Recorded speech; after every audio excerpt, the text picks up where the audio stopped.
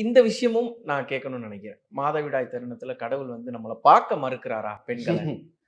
இவங்க வந்து இப்படிதான் இருக்கணும்னு அவர் ஏதாச்சும் சொன்னாரா? ஆனா, அது மாரி எதுவும் நீங்க சொன்னத வச்சு நான் இதுவரைக்கும் கேட்கிறது இதான்.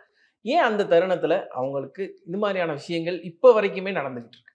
இல்லங்க ஜென்ரலாவே அந்த நேரத்துல உங்களுக்கு ஒரு மூட் ஸ்விங்ஸ் இருக்கும். 1 இப்ப நீங்க கோவத்துல பயங்கர கோவத்துல இருக்கீங்க. கோவத்துல இருக்கும்போது நீங்க வழிபாடு பண்ணீங்கன்னா, அந்த ஆன்மீகத்த உங்களால முழுசா புரிந்து கொள்ள முடியுமான்னா முடியாது. கரெக்ட்டா? ஒரு கோவத்துல ஏதோ ஒரு இடத்துல ஒரு எரிச்சல்ல இருக்கோம். ஒரு கோவத்துல இருக்கோம். உடம்பு முடியாம இருக்கு. இப்ப நீங்க கூட்டத்திலேயே ரொம்ப நேரம் நின்னுட்டு சாமி கிட்ட போங்களேன். உடம்பு வலி தான் தோணும். சாமிய கும்பிடணும்னு தோணாது. தோணாது. பசியில இருக்கீங்க. பயங்கரமா பசியில இருக்கீங்க. அப்ப போய் பசியில ஒரு 2 மணி நேரம் கியூல நிக்கிறீங்க. போய் சாமி கிட்ட நின்னா, பசிக்குமா? பக்தி வருமா? பசி தானே வரும்.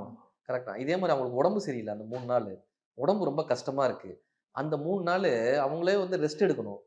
கரெக்ட்டா. மூட் ஸ்விங்ஸ் இருக்கும். ரெஸ்ட் எடுக்கணும். ரத்தப்போக்குகள் அதிகமா இருக்கும். அந்த நேரத்துல பக்தின்றதும் இந்த இதுவும் ஒரு வேலைங்க. ஒரு சம்பிரதாயங்க. சம்பிரதாயம் ஒரு வேலையா இது. கரெக்ட்டா. இல்ல உங்களுக்கு பல கூட பேர் கொஞ்சம் வேலையா கேட்கறாங்கல்ல. தானங்க வருது. இல்ல பல பேரோட கேள்வியா இருக்கு. ஏன் நாங்க போகக்கூடாதா? பண்ணக்கூடாதா? That's the question. அதுதான். இப்ப அந்த நேரத்துல உங்களுக்கு இறை வழிபாட்டுல சிந்தனை முடியாது. உடம்பே டவுனா இருக்கும். உங்களுக்கு உடம்பு ஒத்துழைத்தா தான் நீங்க அடுத்த விஷயமே பண்ண முடியும். கரெக்ட்டா? களைப்பா இருக்கும்போது எப்படி பக்தி வர முடியும்? களைப்பா இருப்போம். இல்ல இன்னொன்னு இந்த பக்தின்றது ஒரு வேலையா வந்து நிக்கும். அதுவே ஒரு பெரிய சுமையா வந்து நின்றும்.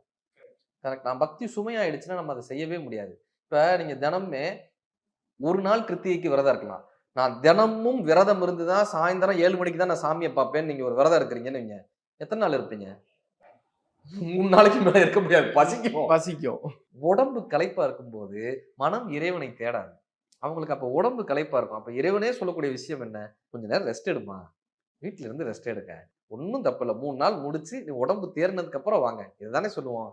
இப்ப நம்ம குழந்தையேங்க உடம்பு சரியில்ல. "அப்பா நான் உன்னைய பார்க்க வரேன்னு" நம்ம என்ன சொல்லுவோம்? நம்ம குழந்தையே வெளியூர்ல இருக்கான். படிச்சுட்டு இருக்கான். உடம்பு சரியில்ல. நம்ம என்ன சொல்லுவோம்? "டேய் உடம்பெல்லாம் சரியானதுக்கு அப்புறம் வாடான்னு" தானே நம்ம சொல்லுவோம். இதே தான் அவரும் சொல்லியிருக்காரு.